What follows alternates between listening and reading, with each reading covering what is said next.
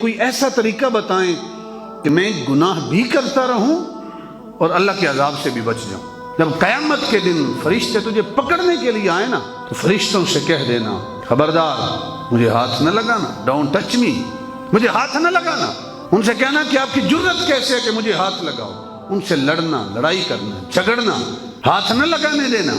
جب یہ کہا نا تو وہ کہتا ہے حضور میری کیا حیثیت۔ حضرت ابراہیم بن ادم رحمۃ اللہ تعالی علیہ، آپ کے پاس ایک شخص آیا نا، نوجوان تھا، اس نے کہا حضور گناہوں پر بڑا دل کرتا ہے، یعنی گناہ کرنے پر بڑا دل کرتا ہے، گناہوں سے باز نہیں آتا، لذت اتنی ہے گناہوں کے اندر، چھوڑ نہیں سکتا، کیا کروں؟ مجھے کوئی ایسا طریقہ بتائیں کہ میں گناہ بھی کرتا رہوں اور اللہ کے عذاب سے بھی بچ جاؤں، یعنی گناہ بھی کروں اور اللہ کے عذاب سے بھی بچ جاؤں۔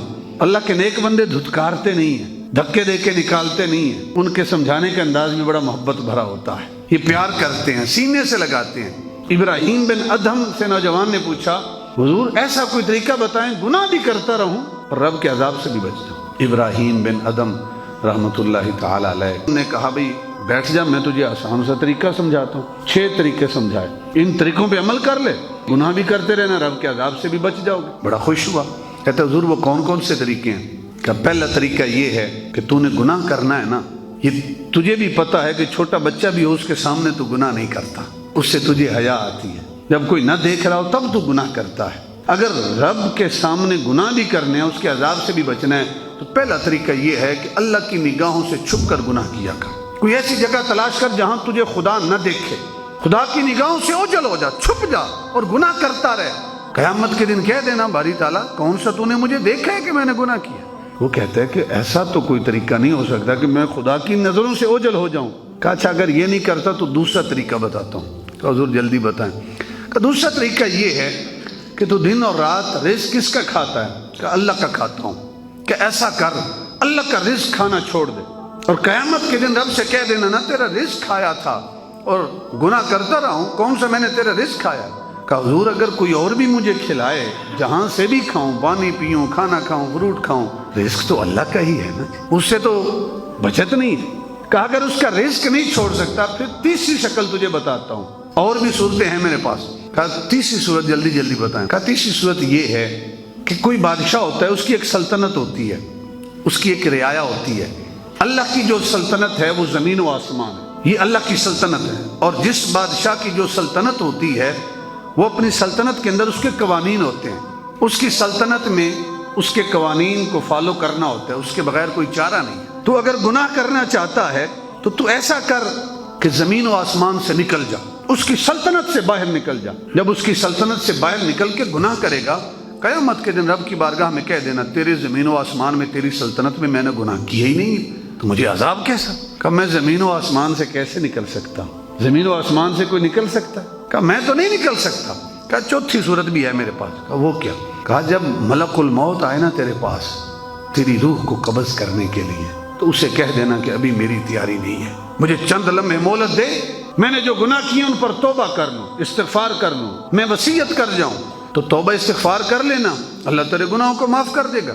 تو نوجوان کہتا ہے فَإِذَا جَاءَ أَجَلُهُمْ لَا يَسْتَأْخِرُونَ سَاعَةً وَلَا يَسْتَقْدِمُونَ۔ ابراہیم بن ادم کیسی بات کرتے ہیں، ملک الموت آتا ہے وہ تو ایک لمحے کی تقدیم و تاخیر نہیں کرتا، ایک لمحے نہ جلدی آتا ہے نہ تاخیر کے ساتھ آتا ہے، وقت معین ہے، جانا ہے اس وقت پہ۔ کہا اگر ملک الموت کو بھی نہیں روک سکتا تو پانچویں صورت یہ ہے کہ جب تیری روح کو قبض کر لیں، تیرے گھر والے تجھے اٹھا کے قبر میں دفن کر دیں، دفن کرنے کے بعد جب منکر نکیر آئے نا تو ان سے سوال کرنے کے لیے، تو ان سے کہنا خبردار میری اجازت کے بغیر قبر میں نہ آنا۔ جس طرح ہم نے گھروں کے باہر لکھا ہوتا ہے نا بغیر اجازت اندر آنا منع ہے، فرشتے کو کہہ دینا کہ بھئی اجازت نہیں ہے میری قبر میں آنے کی، کس نے تمہیں اجازت دی ہے کہ مجھ سے سوال کرو، من ربک ما دینک ما کنت تقول فی حق ھذا الرجل، کہنا کہ اجازت نہیں ہے۔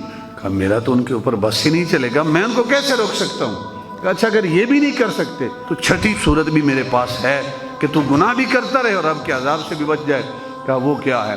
کہا وہ یہ ہے کہ قیامت کے دن جب تیرا نامہ اعمال تولا جائے گا نا، نیکیاں تھوڑی ہیں، گناہ زیادہ ہیں، رب کی بارگاہ سے حکم ہوگا فرشتوں کو خذوہ فغلوا ثم الجحیم صلوا ثم فی سلسلۃ ذرعها 70 ذراعا فاسلکوہ، کہ ایسا کرو اس کو پکڑو، اس کو جہنم کی آگ میں جھونک دو.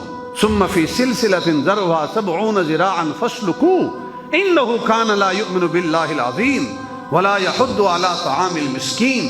کہ اس کو پکڑو 70 گز زمین کے اندر اس کو جکڑو. یہ اللہ کی ذات پر ایمان نہیں لاتا تھا. ولا یحض علی طعام المسکین، مسکین کو کھانا کھلانے کی ترغیب نہیں کرتا تھا. جب قیامت کے دن فرشتے تجھے پکڑنے کے لیے آئے نا تو فرشتوں سے کہہ دینا خبردار مجھے ہاتھ نہ لگانا، ڈونٹ ٹچ می، مجھے ہاتھ نہ لگانا. ان سے کہنا کہ آپ کی جرت کیسے ہے کہ مجھے ہاتھ لگاؤ. ان سے لڑنا، لڑائی کرنا، جھگڑنا، ہاتھ نہ لگانے دینا. جب یہ کہا نا تو وہ کہتا ہے حضور میری کیا حیثیت کہ میں فرشتوں کو ایسا کہہ سکوں کہ مجھے ہاتھ نہ لگانا.